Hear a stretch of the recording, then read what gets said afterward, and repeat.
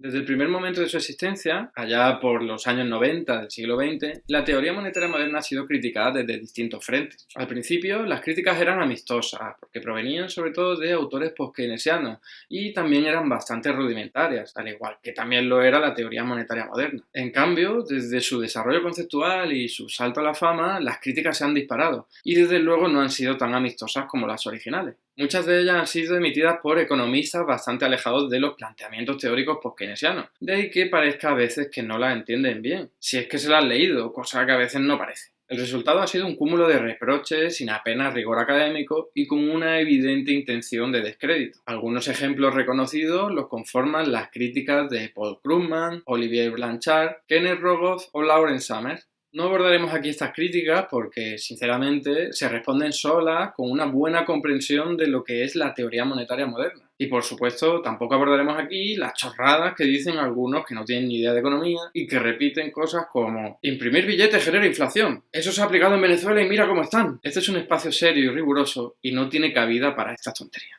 En cambio, hay críticas mucho más interesantes, mucho más constructivas, mucho más rigurosas, que sí revelan que sus autores han leído y han entendido bien la teoría monetaria moderna. Es sobre ella de lo que va este vídeo. Sin ánimo de ser exhaustivo, podemos dividir las críticas más importantes en 5 grupos diferentes en función de la temática analizada. 1. Aportación académica. 2. La naturaleza y origen del dinero. 3. La consolidación del Estado y el Banco Central. 4. La restricción externa. Y 5. El trabajo garantizado. Empecemos con la primera, la aportación académica de la teoría monetaria moderna. Muchos autores han señalado que la teoría monetaria moderna no aporta nada nuevo al debate, que se limita a recoger planteamientos teóricos de autores que escribieron hace bastante tiempo y que en todo caso lo que es verdaderamente nuevo, que sería básicamente el trabajo garantizado, adolece de importantes fallas. En palabras de Thomas Paley, lo que es correcto de la teoría monetaria moderna ya era conocido, mientras que lo que es nuevo es incorrecto. De ahí que muestren su disconformidad con el calificativo de moderna en su propio nombre. Pero lo cierto es que ese adjetivo no se refiere a la novedad de la teoría, sino a que en nuestras economías modernas el dinero que se utiliza es dinero moderno en el sentido de que es dinero fiat, que no tiene que ser respaldado en oro o en otra cosa. Algo que solo ocurre desde agosto de 1971 con el abandono del sistema de Bretton Woods. De ahí que algunos crean que un nombre más apropiado sería teoría de la moneda moderna. Además, los defensores de este enfoque teórico siempre han señalado que sus planteamientos se inspiran en las enseñanzas de algunos economistas del pasado. Por ejemplo, como señalan Scott Fulwiller, Stephanie Kelton y Randall Wray, como escuela teórica de pensamiento, la teoría monetaria moderna bebe notablemente de los análisis de Keynes de la economía monetaria de producción, de la finanza funcional de Ava Lerner, de la hipótesis de inestabilidad financiera de Hyman Minsky, de los balances sectoriales de Wayne Godley y los trabajos de George Friedrich Knapp y Mitchell Innes, quienes independientemente desarrollaron teorías chartalistas del dinero. Estos son nuestros antepasados y la teoría monetaria moderna es una amalgama de sus contribuciones más importantes. Se podría argumentar que dicha amalgama no es el resultado de un proceso verdaderamente genuino, porque consiste en sumar aportaciones ya existentes, pero en mi opinión es un ejercicio analítico muy valioso en sí mismo, que permite entender de forma integrada y coherente el vínculo que existe entre la política fiscal del Estado y los sistemas monetarios y financieros modernos. Algo parecido piensa Marc Lavoie, quien por cierto se ha mostrado bastante crítico con la teoría monetaria moderna. Su contribución reside esencialmente en el análisis y entendimiento de la relación entre el Estado, el Banco Central y los bancos incluidos del sistema de pago. En cualquier caso, no parece que este tipo de crítica sea relevante. Incluso aunque este enfoque teórico no fuera algo original, ¿qué más da si ayuda a entender mejor las economías modernas y a proponer políticas económicas útiles? Pasemos ahora al segundo tipo de críticas, sobre la naturaleza y origen del dinero. Tanto economistas marxistas como economistas post-keynesianos han sido muy críticos con la concepción chartalista del dinero, especialmente en relación con su origen como imposición tributaria. Su línea de argumentación se basa en que en los tiempos antiguos se utilizaron mercancías como dinero, por ejemplo el oro y la plata, por lo que el establecimiento de impuestos no habría sido necesario para la aparición del dinero.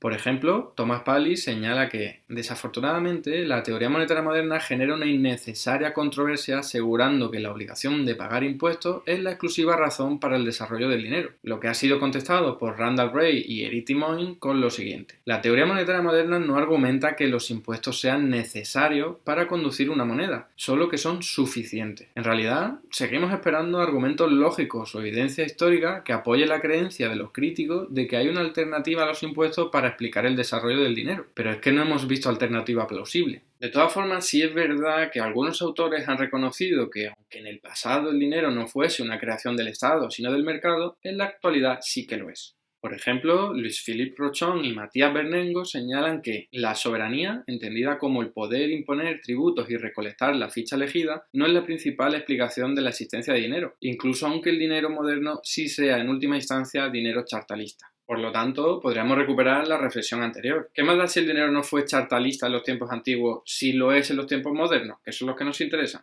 Pero bueno, algunos señalan que el dinero no es chartalista ni siquiera en los tiempos actuales.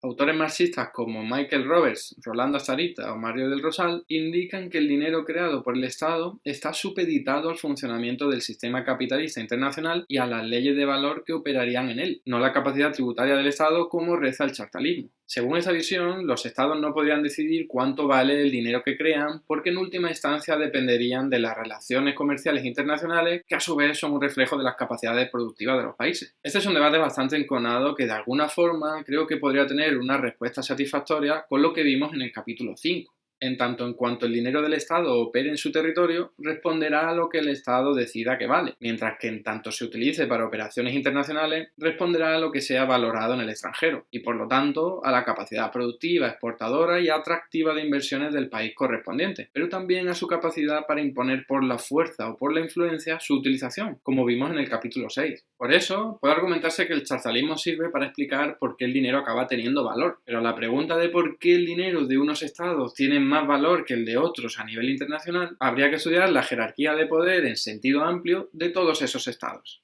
Por eso James Juniper, Timothy Sharp y Martin Watts hacen una distinción entre el poder tributario de los estados y su poder en general. Argumentar que el valor del dinero emerge de los poderes de la autoridad emisora es diferente a decir que el poder imponer tributos es la fuente de valor del dinero. Y es que la teoría monetaria moderna señala que los impuestos no dan valor directamente al dinero, como algunos críticos han señalado, sino indirectamente. Por ejemplo, Perry Merlin señala que el argumento de que el poder establecer impuestos es la fuente del valor del dinero no parece muy convincente. Pero como ya vimos en el capítulo 4, lo que daría valor directamente al dinero no serían los impuestos, sino el trabajo realizado para poder pagar esos impuestos. Pavlina Tcherneva, defensora de la teoría monetaria moderna, lo resume así. El valor del dinero depende de la dificultad de obtener lo que es necesario para el pago de impuestos. Desde otro tipo de enfoque bastante distinto, se argumenta que el valor del dinero depende de la capacidad que tiene éste para retirarlo de la circulación llegado el momento a través de impuestos.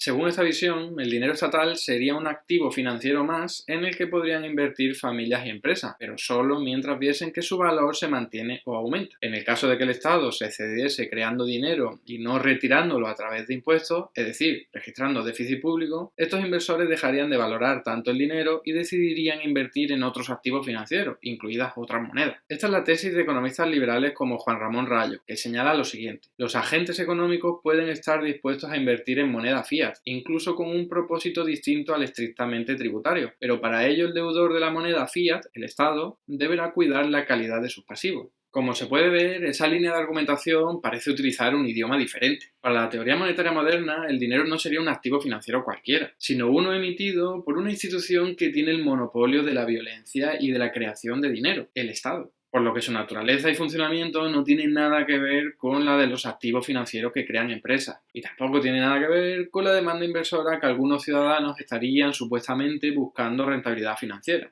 Vamos ahora con el tercer tipo de crítica, la referida a la consolidación entre Estado y Banco Central. Esta crítica es muy habitual. Se dice que los autores de la teoría monetaria moderna describen la realidad económica como si el Estado y el Banco Central fuesen un único actor o como si trabajasen en plena armonía, cuando la realidad demostraría que eso raramente ocurre, no solo porque hay uniones monetarias en las que hay un Banco Central para muchos Estados, sino porque muchos países han dotado de independencia a sus bancos centrales. Por ejemplo, Brett Fiebiger comenta que la historia de que el gasto del Estado iguale a la creación de dinero requiere supuestos altamente implausibles, a saber, o que la cuenta del Estado en el Banco Central no se cargue cuando gasta, o que al gastar en depósitos las leyes de las matemáticas ya no operen. Otros autores como Marc Lavoie apuntan en la misma dirección. La teoría monetaria moderna presenta historias contraintuitivas basadas en una consolidación entre la autoridad fiscal y el Banco Central, y una secuencia lógica abstracta carente de realidad legal y operacional. Los autores de la teoría monetaria moderna se defienden de estas críticas argumentando que esa simplificación teórica no solo resulta útil para entender mejor cómo funcionan las economías modernas, sino que revelaría el estado natural en el que tendrían que estar el Banco Central y el Estado. Cualquier separación entre dichas instituciones respondería a una decisión política disfuncional y artificial, ya que si se quieren perseguir resultados económicos lo más satisfactorios posible, el Banco Central está obligado a operar armónicamente con el Estado. Como señalan James Juniper, Timothy Sharp y Martin Watts, ningún modelo puede capturar las diferentes particularidades institucionales que existen en las economías. Pero la pregunta relevante es si la imagen ofrecida por la teoría monetaria moderna sobre la operativa de la política fiscal desvirtúa las características intrínsecas de un sistema monetario moderno con un Estado soberano. Randall Wray y Eric Timoin explican las razones que llevan a realizar dicha consolidación. Esta lógica ignora las actuales limitaciones institucionales y políticas autoimpuestas sobre el Estado y el Banco Central por tres razones. Primero, el resultado del balance es el mismo independientemente del marco institucional. Segundo, el impacto del gasto del Estado, los impuestos y la oferta de bonos sobre las tasas de interés y los ingresos agregados es el mismo con o sin consolidación. Tercero, el Banco Central y el Estado trabajan juntos para garantizar que el Tesoro siempre pueda cumplir con sus obligaciones y que el Banco Central pueda suavizar las tasas de interés. El Banco Central está involucrado en la política fiscal y el Tesoro está involucrado en la política monetaria. El economista Bill Mitchell apunta, además, que dicha separación artificial entre Banco Central y Estado responde a una cuestión ideológica. Se erigieron elaboradas restricciones voluntarias sobre la libertad operativa de los emisores monopolistas de la moneda fiduciaria para oscurecer sus capacidades intrínsecas. Estos marcos contables y reglas fiscales están diseñados para dar la falsa impresión de que el gobierno está financieramente limitado como un hogar.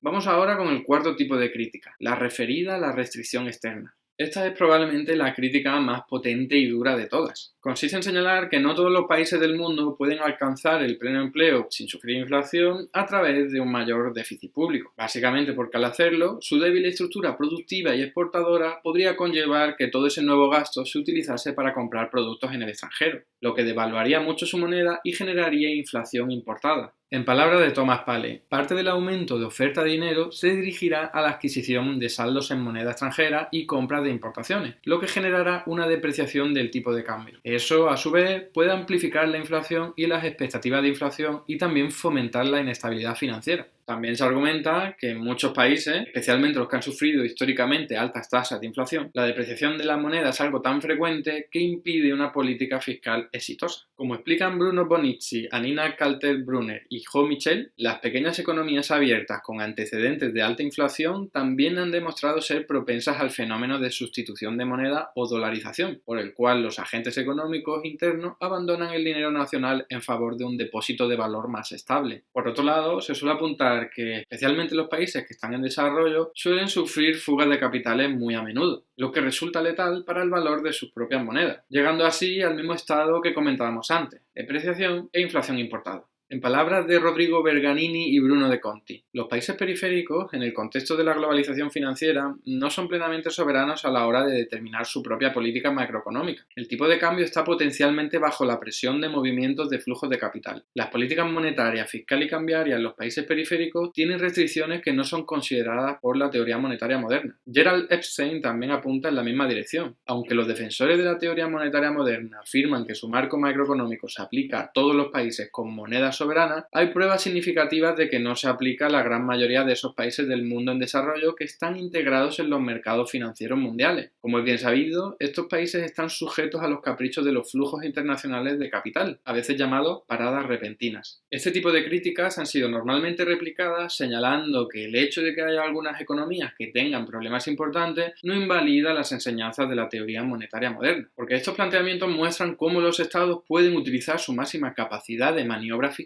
para alcanzar el pleno empleo, pero no resuelve los problemas productivos o financieros que una economía en desarrollo pueda tener. Como apunta Randall Wray, que la teoría monetaria moderna no pueda encontrar una solución simple a los complejos problemas que enfrentan las naciones en desarrollo no quiere decir que esté equivocada. Sospecho que muchos de los países más pobres del mundo van a estar probablemente jodidos establezcan el régimen de tipo de cambio que sea. Los principios de la teoría monetaria moderna se aplican a todos los países soberanos. Sí, pueden tener pleno empleo en casa. Sí, eso podría generar déficits comerciales. Sí, eso podría posiblemente conducir a la depreciación de la moneda. Sí, eso podría provocar inflación importada. Pero tienen muchas opciones de políticas disponibles si no les gustan esos resultados. Los controles de importación y los controles de capital son ejemplos de opciones de política. Y es que señalan que se trata de elegir entre distintos escenarios en los que hay distintos ganadores y perdedores. O pleno empleo y algo de depreciación y de inflación, lo que beneficia a la población más desfavorecida y perjudica a la población más adinerada, o desempleo y baja inflación y un valor de la moneda estable, lo que beneficia a los de arriba en perjuicio de los de abajo. Se trataría, por tanto, de una cuestión política.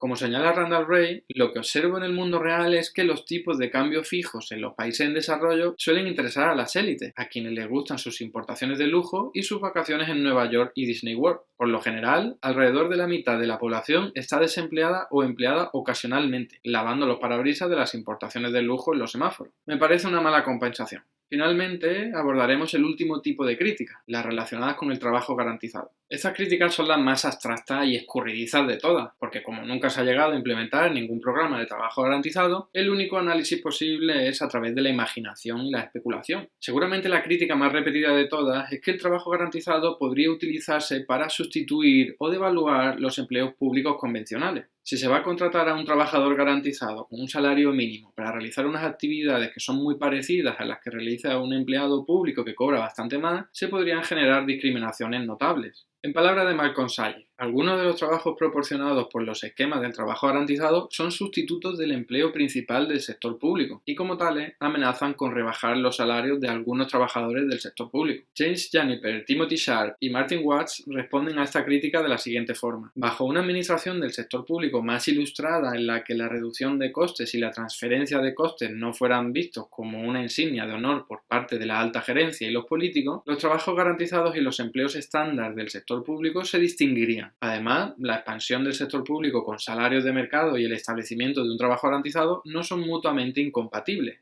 Otra crítica recurrente consiste en señalar, como ha hecho Tony Ramsey, que como en épocas de expansión económica los empleadores contratarían a trabajadores garantizados ofreciéndoles un mayor salario, muchas actividades que presuntamente eran útiles y necesarias dejarían de realizarse. Para resolver este problema, Randall Wray y Martin Watts proponen lo siguiente. El diseño del trabajo garantizado debería contemplar dos componentes. Uno, un componente central y fijo que representa el stock de reserva promedio durante el ciclo económico típico y dos, un componente transitorio que fluctúa alrededor del núcleo a medida que la demanda privada fluye y refluye. También se suele señalar que sería imposible vincular las características específicas que requiere un puesto de trabajo con las habilidades que tendría la persona que quiere trabajar, o que no parece muy compatible con el movimiento sindical fijar un salario que no pueda ser negociado al alza. O que aunque no pudiera haber inflación por el lado de los costes salariales, sí que lo podría haber por el lado de la demanda, ya que los trabajadores garantizados tendrían mayor capacidad económica, pero la producción a la venta no necesariamente tendría por qué aumentar en la misma proporción. En fin, como decía, críticas muy variadas y que se mueven en el entorno de la especulación, por lo que también resulta muy difícil darle una réplica sólida. En mi opinión, la puesta en marcha del trabajo garantizado se enfrenta a numerosos problemas y obstáculos, lo que supone un enorme desafío. Pero también creo que merece mucho la pena iniciar esta aventura, porque incluso en el peor de los casos, los beneficios serían mayores que los perjuicios. Bueno, pues hasta aquí el resumen de la mayor parte de las críticas realizadas a la teoría monetaria moderna. Evidentemente existen más, pero abordarlas todas sería demasiado ambicioso para un vídeo de estas características. Con este capítulo terminamos la serie de la teoría monetaria moderna. Espero de verdad que haya resultado útil y que haya contribuido a entender mejor un enfoque económico del que seguramente se hablará mucho más en el futuro. Y nada más, eso ha sido todo. Muchas gracias por estar ahí y nos vemos en el próximo vídeo.